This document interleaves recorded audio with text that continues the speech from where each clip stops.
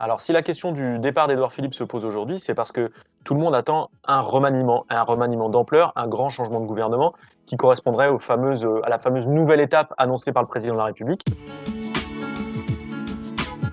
Alors, il y a plusieurs arguments qui plaident pour son maintien à la tête du gouvernement. J'ai envie de vous en citer trois. Le premier, c'est qu'on ne change pas une équipe qui gagne. La réalité, c'est que depuis le début du quinquennat, le couple exécutif formé par Emmanuel Macron et Édouard Philippe est un couple qui fonctionne. Ils ne sont pas d'accord sur tout, mais ils ont traversé un certain nombre de crises. Ils arrivent à dérouler une politique qui est faite de réformes, qui s'est plus ou moins bien passée, mais en tout cas, il y a de la loyauté, il y a de l'entente, ça marche, et c'est un couple qui fonctionne très bien depuis le départ. Le deuxième argument, c'est qu'on ne part pas au milieu d'une crise. Là, on a la crise sanitaire qui est en train de s'estomper. Les choses s'améliorent très nettement, mais on sait derrière qu'il y a une crise économique majeure à venir. Et pour ça, on a besoin aussi de stabilité. Donc ça, c'est un argument qui plaide pour le maintien d'Édouard Philippe à la tête de Matignon.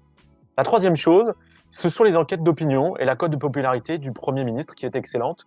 En fait, les Français veulent qu'Édouard Philippe reste à Matignon pour diriger le pays en période de crise. Emmanuel Macron, s'il veut convaincre les Français qu'il a vraiment changé, qu'il n'est pas juste dans le discours pour la énième fois et qu'il va donner une inflexion très forte à sa politique, il faut qu'il change radicalement ses équipes. La meilleure manière de montrer que tout change, c'est aussi de changer le chef d'équipe, donc de faire partir le Premier ministre et de choisir une autre personnalité qui incarnerait quelque chose de complètement différent, soit un virage à gauche, soit un virage plus écolo, les deux à la fois. En tout cas, prendre une autre personnalité pour dire, voilà, on tourne une page et il se passe autre chose. Le deuxième point, c'est en creux de ce que je vous expliquais à l'instant, la cote de popularité d'Édouard Philippe est très bonne, mais peut-être qu'elle est trop bonne pour Emmanuel Macron. C'est-à-dire que quand on regarde les sondages d'opinion, vous avez un Édouard Philippe qui monte à la faveur de la crise du Covid, pendant qu'Emmanuel Macron, lui, baisse.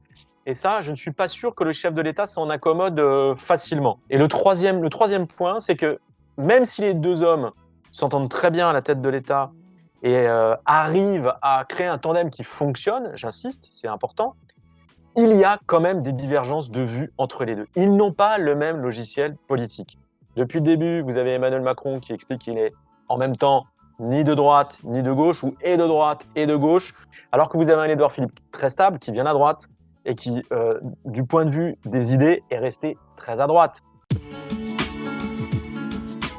Ben ça, c'est la vraie question, et je pense que seul Édouard Philippe a la réponse à cette question-là. Est-ce qu'il a envie de rester à Matignon, qui est quand même un poste terrible, où il y a énormément de coups à prendre, c'est particulièrement usant? Est-ce qu'il a des visées pour 2022? Est-ce qu'il pense, par exemple, ou est-ce qu'il aurait envie de se présenter à l'élection présidentielle en concurrence d'Emmanuel Macron, ou en succession d'un Emmanuel Macron qui ne se représenterait pas? Tout est possible, après tout, on ne sait pas. La réalité, c'est que lui seul le sait, et je suis pas sûr qu'il partage ce type de sentiment, d'attente ou cette dynamique-là avec qui que ce soit, y compris dans son entourage.